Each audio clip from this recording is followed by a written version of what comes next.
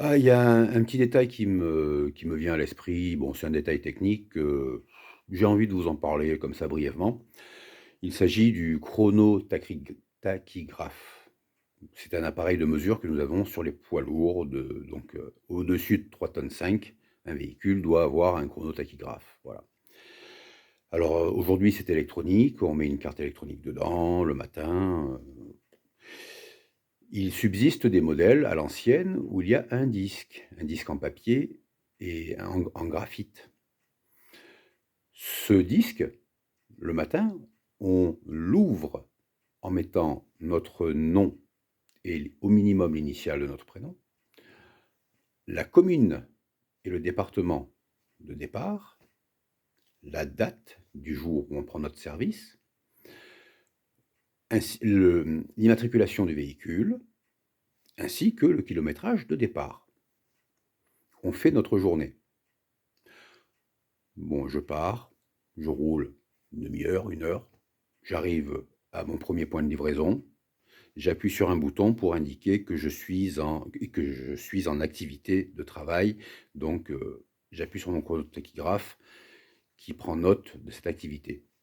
Je repars je repars de chez le client, pardon. Automatiquement, le chronotachygraphe se met en position conduite, hein, pour indiquer que je conduis. Je m'arrête à une aire de repos, j'appuie sur le bouton, je mets en position repos. Voilà.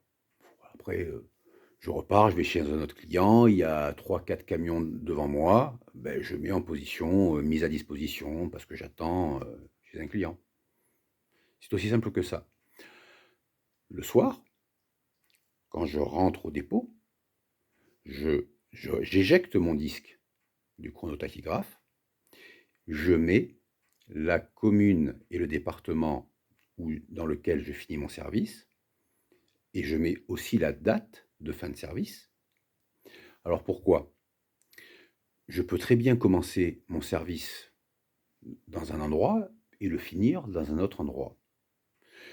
Je peux aussi commencer à une date et finir mon service à une autre date. Par exemple, un lundi à 20 heures, je débute et je finis un mardi à 4 heures du matin.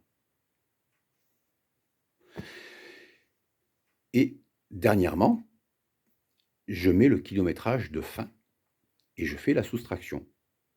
Et je mets donc le nombre de kilomètres que j'ai parcouru dans la journée. Une fois que j'ai fait ça, ce disque, on dit qu'il est clôturé. C'est-à-dire que je ne peux plus le remettre dans un appareil. Si je retire mon disque, que je ne remplis pas tout ce que je viens d'évoquer pour finir ma journée, le disque est encore ouvert. Je peux éventuellement le remettre dans un autre véhicule s'il me reste du temps légal de travail. Ça peut, ça peut arriver. Mais si ce n'est pas le cas, si j'ai rempli toutes les mentions que je viens d'expliquer, le disque est clôturé. Et là, ce n'est pas le règlement intérieur de quelque entreprise de transport que ce soit qui transgresse cette, cette interdiction, quoi. Parce que ça m'est interdit, une fois le disque clôturé, il m'est interdit de reprendre un camion avant un repos minimum de 11 heures, qu'on peut ramener dans certaines conditions à 9 heures. Là, je parle donc du code de la route, je parle de la réglementation sociale européenne du transport et même, je parle du code du travail, quoi. À ce que je sache, un règlement intérieur de quelque entreprise de transport que ce soit ne peut pas prendre le pas sur, ces 3 codes.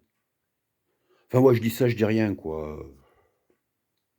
Bah, il paraît qu'il y a des gens qui sont pas au courant.